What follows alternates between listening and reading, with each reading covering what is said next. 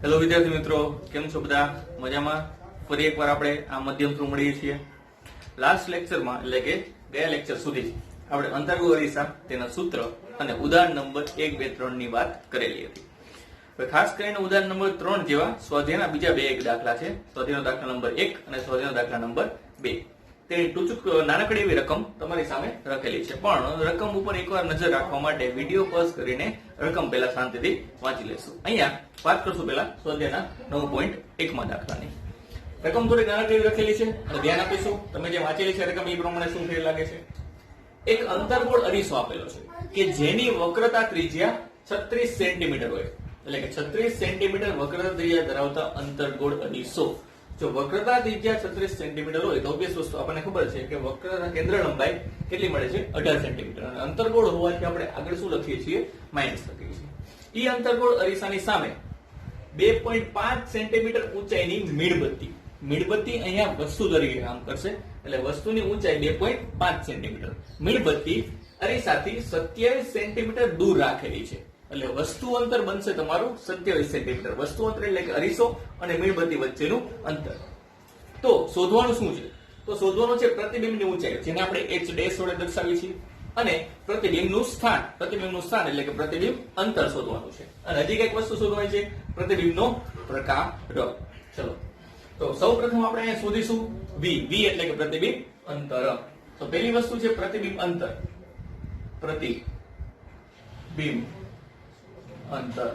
પ્રતિબિંબ અંતર v શોધવા માટેનું ડાયરેક્ટ સૂત્ર છે. ડાયરેક્ટ જ એપ્લાય કરશું. ડાયરેક્ટ સૂત્ર છે u f છેદમાં u f.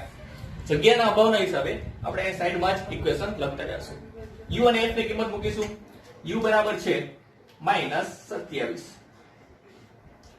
f બરાબર છે -18 છેદમાં -27 માઇનસ કઈ દેશોના અને f ની કિંમત -18 એટલે માઇનસ પ્લસ 18 થશે. અને અંતિમ જવાબ તમારો જે આવશે એ આવશે 54 સેન્ટીમીટર. પણ શેમાં આવશે? માઇનસ.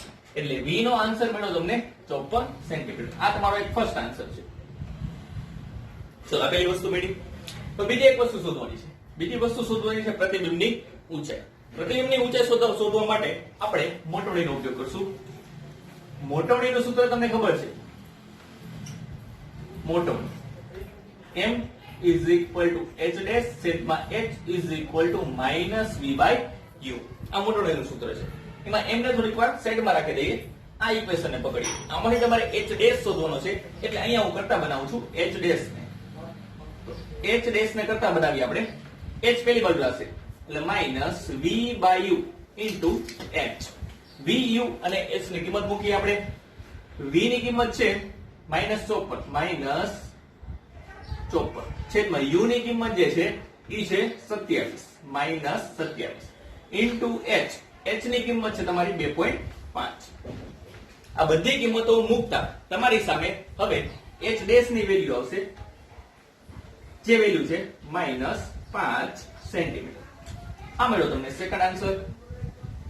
h ડેશ ની વેલ્યુ એટલે કે પ્રતિબિંબની ઊંચાઈ. તો બે વસ્તુ શોધી આપણે, પ્રતિબિંબનું સ્થાન એટલે પ્રતિબિંબ અંતર અને પ્રતિબિંબની ઊંચાઈ. હજી એક વસ્તુ માંગેલી છે તમારી સામે, પ્રતિબિંબનો પ્રકાર કેવો હોવો જોઈએ. તો હવે જોવાનું, r 36 સેન્ટીમીટર એટલે c સુધીનું અંતર, f 18 સેન્ટીમીટર એટલે કે મુખ્ય કેન્દ્ર f સુધીનું અંતર, અને વસ્તુ જે છે એનું અંતર છે 27 સેન્ટીમીટર. 27 એટલે કે r અને f ની વચ્ચે આવે. આઈ થિંક તો r અને f ની વચ્ચે આવે એટલે એવું સમજી શકીએ કે આ c હોય, આ f હોય, તો વસ્તુ c અને f ની વચ્ચે રાખેલી છે.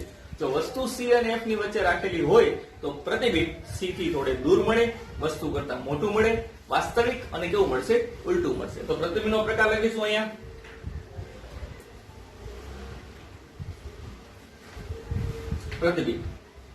પ્રતિબિંબ કેવું મળશે? વસ્તુ કરતા મોટું, વાસ્તવિક, ઉલટું અને લાસ્ટમાં આવશે ત્રણ વસ્તુ આપણે હતી. વસ્તુ કરતા મોટું, વાસ્તવિક, ઉલટું, અને જેની મોટવણી કેવી છે? ઋણ છે. અને જે એક વસ્તુ આઈ થિંક આવે કે ઊંચાઈ જે છે ઊંચાઈ આવી ગઈ વસ્તુની, વાસ્તવિક ઉલટું આવી ગયું. Okay done. આટલી જ વસ્તુ, બે વસ્તુ રાખશું, બે જ વસ્તુ આપણે લખવાની છે, વસ્તુ કરતા મોટું અને વાસ્તવિક અને ઉલટું. લાસ્ટ ક્વેશ્ચન હજી કઈક એમાં છે કાંઈક, કદાચ વસ્તુને તમે દૂર ખસેડવામાં આવે અથવા તો વસ્તુને અરીસાની નજીક લઈ જવામાં આવે તો પ્રતિબિંબમાં શું ફરક થશે? જો વસ્તુને તમે નજીક લઈ જાશો તો પ્રતિબિંબ કેવું જશે? દૂર જશે.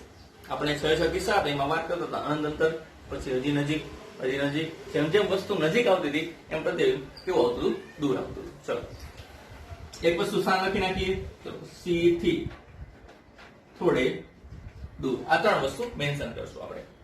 તો નાનો એવો દાખલો અંતર્ગત અરીસાને લઈને, એવો જ દાખલો બહિર્ગોળ અરીસા સાથે. અહીંયા છે તમારી સામે સ્વાધ્યાય 9.2.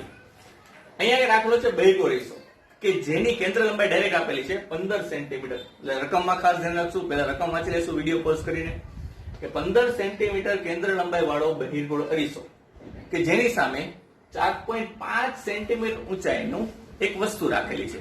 કેટલી દૂર રાખેલી છે? તો કે 12 સેન્ટીમીટર દૂર રાખેલી છે. એટલે વસ્તુની ઊંચાઈ h = 4.5 સેન્ટીમીટર અને વસ્તુ અંતર ઈ થશે 12 સેન્ટીમીટર. તો એવું માઇનસ. તો પ્રતિબિંબનું સ્થાન અને મોટવણી શોધવાની છે. પ્રતિબિંબનું સ્થાન એટલે પ્રતિબિંબ અંતર અને મોટવણી, આ બે વસ્તુ શોધવાની છે. તો પહેલા વાત કરશું પ્રતિબિંબ અંતર શોધવા માટે. પ્રતિબિંબ અંતર શોધવા માટે પ્રતિબિંબ અંતર શોધવા માટે સૂત્ર તમારી સામે જે હતું એ રીતે સૂત્ર કોપી કરશું. u * f છેદમાં u - f. આ બધી કિંમત મૂકીશું u અને f ની. u આપેલું છે -12, f આપેલું છે 15, પ્લસ રાખીશું બહિર્ગોળ અરીસો હોવાથી, છેદમાં -12 - 15. તમારો અંતિમ જવાબ જે છે એ આવશે = +6.66 સેન્ટીમીટર. એટલે કે પ્રતિબિંબનું સ્થાન અથવા તો પ્રતિબિંબ અંતર એ કેટલું હશે? 6.66 સેન્ટીમીટર. હજી કઈક વસ્તુ માંગેલી છે, મોટવણી.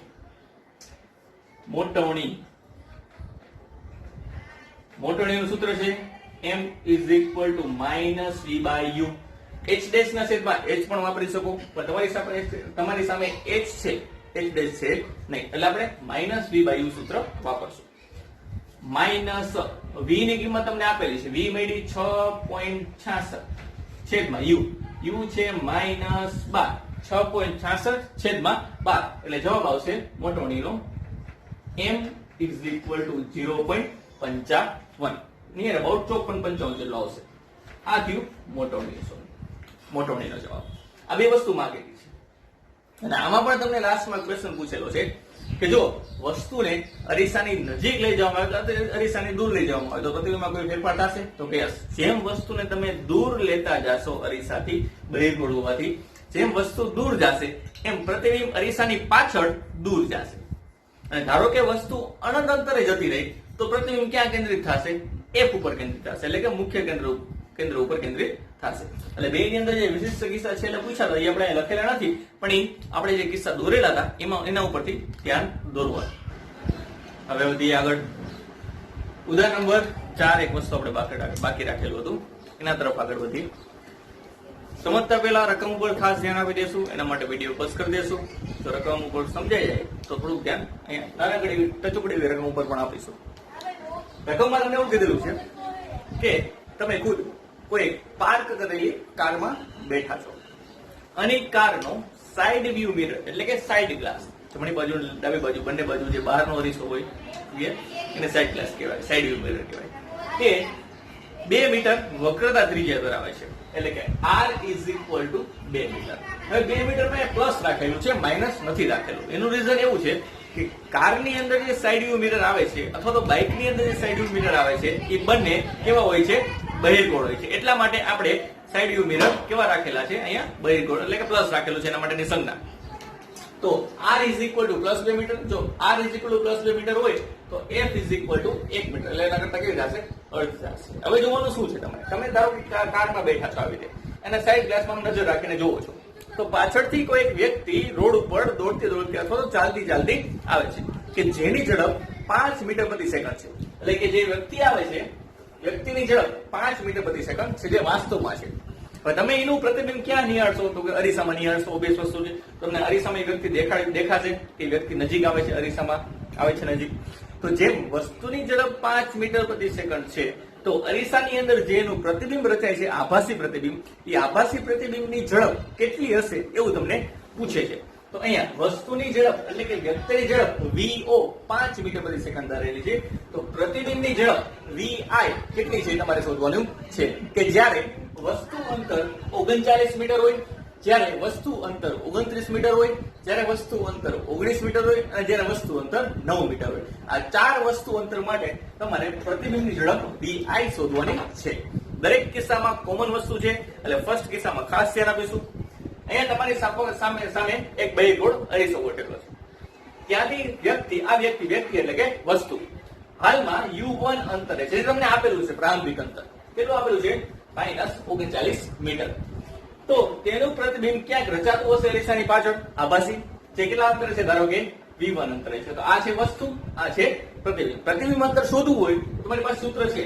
ધારો કે તમારે u1 39 મીટર અંતર આપેલું છે, તો v1 કેટલું થાય એ તમારે શોધવું છે. તો v1 શોધવા માટે તમારી પાસે સૂત્ર છે પ્રતિબિંબ અંતર શોધવા માટે. પ્રતિબિંબ અંતર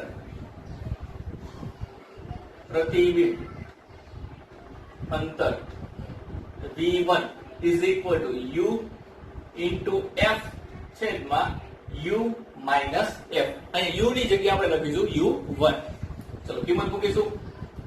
u1 એટલે કે -39 f plus 1 છેદમાં -39 minus plus 1. ઉપર આવશે -39 છેદમાં આવશે -40. માઇનસ માઇનસ કેન્સલ થઈ જશે એટલે આ જવાબ આવશે 39 છેદમાં 40. આ મળ્યું v1. એટલે કે જ્યારે વસ્તુ અરીસાથી 39 મીટર દૂર હોય ત્યારે પ્રતિબિંબ કેટલા દૂર હશે 39/40.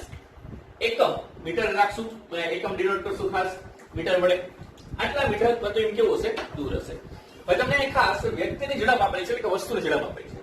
વસ્તુ જે છે એટલે કે વ્યક્તિ છે એ અરીસા તરફ દોડે છે. કેટલાની ઝડપથી દોડે છે? તો એ દોડે છે vo ઝડપથી. vo એટલે કે 5 મીટર પ્રતિ સેકન્ડ. એટલે કે 1 સેકન્ડમાં કેટલું અંતર કાપે છે? 5 મીટર અંતર કાપે છે. એટલે કે હાલમાં વસ્તુ અહીંયા છે, તો 1 સેકન્ડ બાદ વસ્તુ નજીક આવશે, તેના પછીના 1 સેકન્ડ બાદ હજી નજીક આવશે. એમ ધીમે ધીમે કરતા અરીસાની નજીક વસ્તુ આવતી જશે. તો વિચારીએ આપણે 1 સેકન્ડ બાદ ધારો કે વસ્તુ અહીંયા આવી, તો હવે અરીસાથી તે વસ્તુનું અંતર આપણે દર્શાવશું આપણે u2 વડે. આટલું અંતર એને કાપ્યું, કેટલા સમયમાં કાપ્યું? 1 સેકન્ડમાં. એટલે કે આટલું જે ડિસ્ટન્સ છે આ ડિસ્ટન્સ 1 સેકન્ડમાં કાપેલ અંતર છે. અને નવું વસ્તુ અંતર સેટ થશે u2.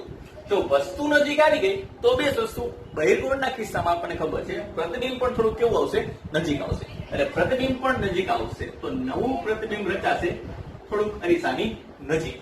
તો પેલી જે હતી પ્રારંભિક સ્થિતિ હતી જેને નંબર 1 વડે દર્શાવ્યું હતું, હવેની જે સ્થિતિ છે એ અંતિમ સ્થિતિ છે નંબર 2 વડે દર્શાવ્યું છે. તો બે વસ્તુ નવું પ્રતિબિંબ અંતર પણ મળશે. નવું પ્રતિબિંબ અંતર દર્શાવશું આપણે v2. ક્લિયર? ચલો તો નવું વસ્તુ અંતર કેટલું થશે પહેલા એ શોધી. તો અહીંયા તમને વ્યક્તિની ઝડપ 5 મીટર પ્રતિ સેકન્ડ આપેલી છે. એનો મતલબ કે આવો થાય કે 1 સેકન્ડમાં વ્યક્તિ 5 મીટર અંતર કાપે છે. 1 સેકન્ડમાં વ્યક્તિ કેટલું અંતર કાપતું હશે? 5 મીટર. તો હાલમાં અહીંયા હતી, 1 સેકન્ડ બાદ અહીંયા આવી જશે. તો આ જે ડિસ્ટન્સ છે એ કેટલું હશે? 5 મીટર હશે. હવે આટલું જે ડિસ્ટન્સ 5 મીટર છે, આટલું જે હતું એ 39 મીટર હતું. તો આ અંતર આપણને મળી જાય. ફરી એકવાર, આ હતું 39, 1 સેકન્ડમાં કાપેલું 5 મીટર. તો નવું વસ્તુ અંતર મળી જશે. તો આ લખીએ આપણે 1 સેકન્ડ બાદનું વસ્તુ અંતર u2 is equal to થશે. આ હતું 39. તો 39 એમને માઇનસ શું બાદ કરવાનું છે? 5. 39 માંથી શું કરવાના છે? 5 બાદ કરવાના છે. -39 પ્લસ 5 સોરી, અને જવાબ આવશે તમારો -34 મીટર. તો નવું વસ્તુ અંતર મળ્યું માઇનસ 34 મીટર, એટલે આટલું જે ડિસ્ટન્સ છે એ 34 મીટર હશે. ક્લિયર? તો હવે પ્રતિબિંબ પણ કઈક નજીક આવી ગયું છે, તો પ્રતિબિંબ અંતર પાછું નવું શોધવાનું. ચલો, પ્રતિબિંબ અંતર નવું શોધવા માટે પ્રતિબિંબ અંતર પ્રતિબિંબ અંતર શોધવું હોય તો એનું સૂત્ર છે આપણી પાસે v2 is equal to u into f છેદમાં u minus f. u ની જગ્યાએ આપણે u2 લખીશું. ચલો, u અને u2 ની કિંમત મૂકીએ. u2 છે -34, f છે 1 છેદમાં -34 -1, એટલે જવાબ આવશે -34 છેદમાં -35, એટલે કે 34 છેદમાં 35 મીટર. આ મળ્યું નવું પ્રતિબિંબ અંતર, એટલે કે v2. આ મળી ગયું નવું પ્રતિબિંબ અંતર. તો જોઈએ, આ v2 મળી ગયું. તો જો 1 સેકન્ડમાં જેટલું અંતર વસ્તુ કાપે છે એના દ્વારા વસ્તુની ઝડપ નક્કી થતી હોય, તો 1 સેકન્ડમાં જેટલું અંતર પ્રતિબિંબ કાપે છે એના દ્વારા શેની ઝડપ નક્કી થવી જોઈએ? પ્રતિબિંબની ઝડપ નક્કી થવી જોઈએ. તો અહીંયાથી આટલું જે ડિસ્ટન્સ છે, અહીંયા આ ડિસ્ટન્સ એ શું દર્શાવે છે? તો કે 1 સેકન્ડમાં પ્રતિબિંબે કાપેલ અંતર જે તમને મળી શકે છે v1 માઇનસ v2 ઉપરથી. તો પ્રતિબિંબની ઝડપ શોધવા માટે શું કરીશું આગળ? પ્રતિબિંબની ઝડપ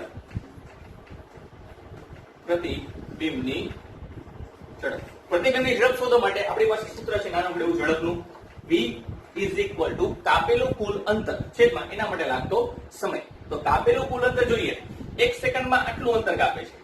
આટલું અંતર કાપે માપી છે આપણે અહીંયાથી આટલું v1 છે, અહીંયાથી આટલું v2 છે. તો આટલું અંતર તમારે શોધવું હોય તો તમે v1 minus v2 કરો તો તમને અંતર શું થાય?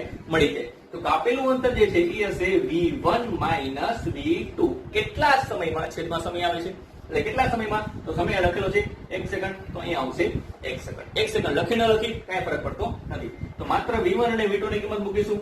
v1 ની કિંમત છે 39/40 માઇનસ v2 ની કિંમત જે છે એ છે 34/35. ક્લિયર? હવે નીચે લસા લેવાનો છે. આ બેનો લસા આવશે 1400, તો છેદમાં 1400. ઉપર આવશે 1365. નીચે આવશે, સોરી સાઈડમાં આવશે 1360. 1365 માઇનસ 1360 એટલે કે 5. 5/1400. 1400 ડિવાઈડ બાય 5 કરો એટલે જવાબ આવશે તમારો 1/280. આ મળી તમારી પ્રતિબિંબની ઝડપ. ઝડપ હોવાથી આપણે એકમ દર્શાવશું મીટર પ્રતિ સેકન્ડ. તો આ મળ્યું અંતિમ પ્રતિબિંબની ઝડપ. પ્રતિબિંબની ઝડપ પેલા કિસ્સા માટે કે વસ્તુ જ્યારે 39 મીટર અંતરે હોય ત્યારે પ્રતિબિંબની ઝડપ હશે 1/280 મીટર પ્રતિ સેકન્ડ. સેમ વસ્તુ સેમ મેથડથી ખાલી વસ્તુ અંતર તમારે ચેન્જ કરવાના છે. એટલે 39 ની જગ્યાએ હવે મૂકશું 29, પછી એના પછી 19 અને લાસ્ટમાં મૂકશું 9. બધા માટે પ્રતિબિંબની ઝડપ શોધવાની છે અને તમારે કહેવાનું છે કઈ જગ્યાએ પ્રતિબિંબની ઝડપ સૌથી વધારે હશે અને કઈ જગ્યાએ પ્રતિબિંબ ઝડપ સૌથી ઓછી હશે. હવે એવું મૂલ્યાંકન તમે ક્યારે કરી શકશો? ત્યારે તમારી પાસે બધા જ જવાબ હશે ત્યારે. એટલે આ મેળી પેલા વસ્તુ અંતર માટે પ્રતિબિંબની ઝડપ. પ્રતિબિંબ ઝડપ એટલે કે vi. અહીંયા દર્શાવશું આપણે vi વડે. ક્લિયર? તો બાકીના બધા માટે શોધીશું અને નક્કી કરશું કોની ઝડપ સૌથી ઓછી છે અને કોની ઝડપ સૌથી વધારે છે.